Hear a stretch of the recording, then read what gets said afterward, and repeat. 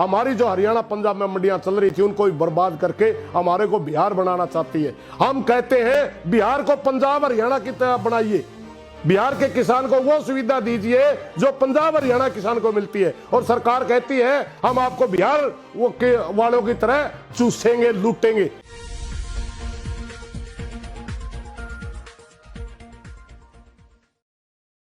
आदरणीय किसान भाइयों, मेरा नाम सुरेश कोत है, मैं हरियाणा से हूं। मैं पूरे भारतवर्ष के किसानों से एक प्रार्थना करना चाहता हूं।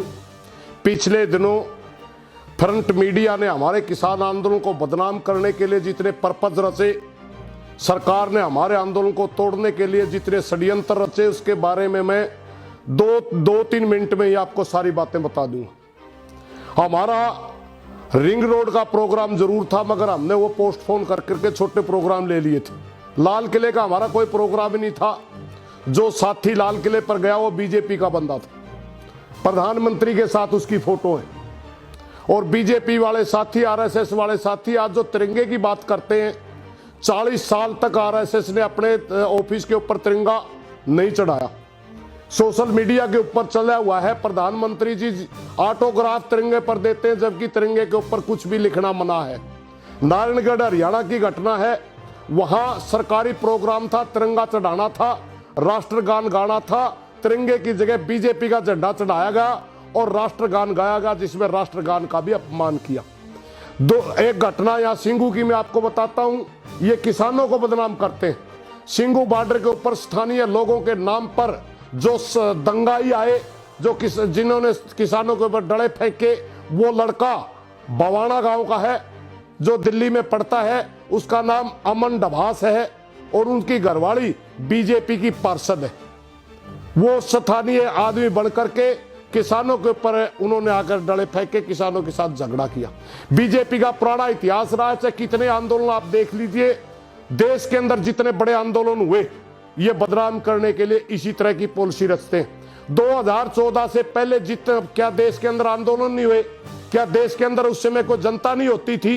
कभी भी आपने आम जनता के अंदर आम जनता के नाम से टकराव नहीं देखा होगा। और जब से यह साथी सत्ता में आए, आपको मैं कुछ उदाहरण देना चाहूंगा। जाट आरक्षण आंदोलन की बात करिए, उस समय इन्होंने दंगे करवाए, आम जनता के नाम पर करवाए। गुज्जर आंदोलन के अंदर इन्होंने दंगे करवाए, आम जनता के नाम पर करवाए। इन्होंने मराठों के साथ जो खेल खेला वो आम जनता के नाम पर खेला। इन्होंने गुजरात के अंदर पटेलों के साथ जो गेम खेला वो आम जनता के नाम पर खेला। इन्होंने मुस्लिम भाई कोई उनके खिलाफ था या कोई कानून में बदलाव कर रहे थे, उनके ने जो आंदोलन किया उसको बदनाम करने के लिए जनता के, दिल्ली की जनता को यूज किया। बीजेपी के गुंडों ने उस आंदोलन को बदनाम किया। अब उसी तरह किसान आंदोलन को भी बदनाम करने के लिए तरह तरह के षड्यंत्र रच रहे हैं। मेरी पूरे देश की जनता से प्रार्थना है, ये लोग तोड़ने वाले लोग हैं और हम जोड़ने वाले लोग हैं। ये धर्म की राजनीति करते हैं, ये जाति की राजनीति करते हैं, ये लाशों के ऊपर राजनीति करने वाले लोग हैं। जहां इनकी राजनीतिक रोटियां नहीं सिकती, वहां ये दंगे भड़कवाते हैं और दंगों के ऊपर राजनीति करते हैं। इनकी सच्चाई पूरी भारतवर्ष की जनता के सामने आ चुकी है। इसलिए पूरी जनता से मेरी प्रार्थना, ये मात्र किसान का आंदोलन न रह करके आम जनता का आंदोलन है, क्योंकि इन तीनों कानूनों के अंदर एक कानून ऐसा है जिसके आवश्यक वस्तु अधिनियम का जो आपका बंधन तोड़ा गया है, उसके तहत आपकी ये एफसीआई को तोड़ने जा रहे हैं। एफसीआई अगर टूटी, एफसीआई का काम होता है किसानों की फसल को एमएसपी के ऊपर खरीदना, और पीडीएस उससे जुड़ा होता है। फूड कॉर्पोरेशन ऑफ इंडिया के तहत ही, पीडीएस के तहत गरीब भाइयों को सब्सिडी में अनाज दिया जाता है। कुछ दिन आपको डायरेक्ट सब्सिडी के नाम से कुछ पैसे आपके खाते में दिए जाएंगे, उसके बाद पूरी तौर पे बंद कर दिया जाएगा, जैसे आपकी गैस की सब्सिडी इन लोगों ने बंद कर दी। इसलिए किसान और मजदूर को मारने के लिए ये लोग दिन रात काम कर रहे हैं, उद्योगपतियों के हाथ में खेल रहे हैं। इसलिए मेरी पूरे देश की जनता से प्रार्थना है कि आप अपने आंदोलन को बचाइए। ये हरियाणा पंजाब का भाईचारा खराब करने के लिए, सिख हिंदू के बीच में दंगे पैदा करवाने के लिए इस किस्म के पर्पज ये लोग रच रहे हैं। और हम आपसे प्रार्थना करते हैं आप ज्यादा संख्या में आइए और इनकी सारी की सारी साजिशों को नाकाम करते हुए अपने आंदोलन का समर्थन बढ़ा करके आंदोलन जीतने का काम करें।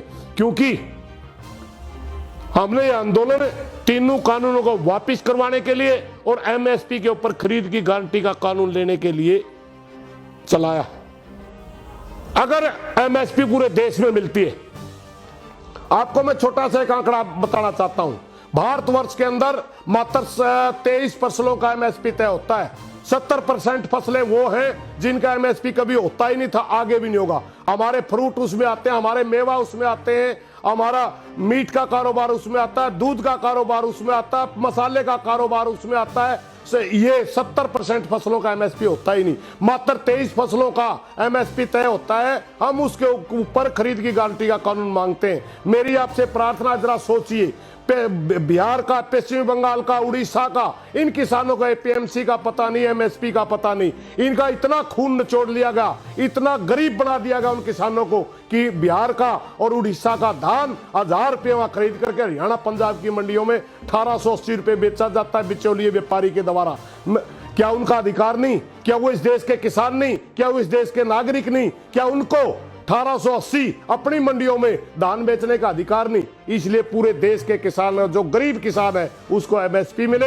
यही हमारी लड़ाई है। पूरे देश का गरीब किसान अपने पैरों पर खड़ा हो, यही हमारी लड़ाई है। और सरकार हमारे को बहका करके, हमारे को बरगला करके, हमारी जो हरियाणा पंजाब में मंडियां चल रही थी उनको भी बर्बाद करके हमारे को बिहार बनाना चाहती है। हम कहते हैं बिहार को पंजाब हरियाणा की तरह बनाइए, बिहार के किसान को वो सुविधा दीजिए जो पंजाब हरियाणा किसान को मिलती है। और सरकार कहती है हरियाणा और पंजाब को जो सुविधा मिल रही है हम आपको बिहार वालों की तरह चूसेंगे, लूटेंगे। ये लड़ाई है। इसलिए मेरी प्रार्थना पूरे देश के किसानों से, अपने आंदोलन में आइए, ज्यादा संख्या बढ़ा करके आंदोलन को जीतने का काम करिए। इन्हीं बातों के साथ आप लोगों का धन्यवाद।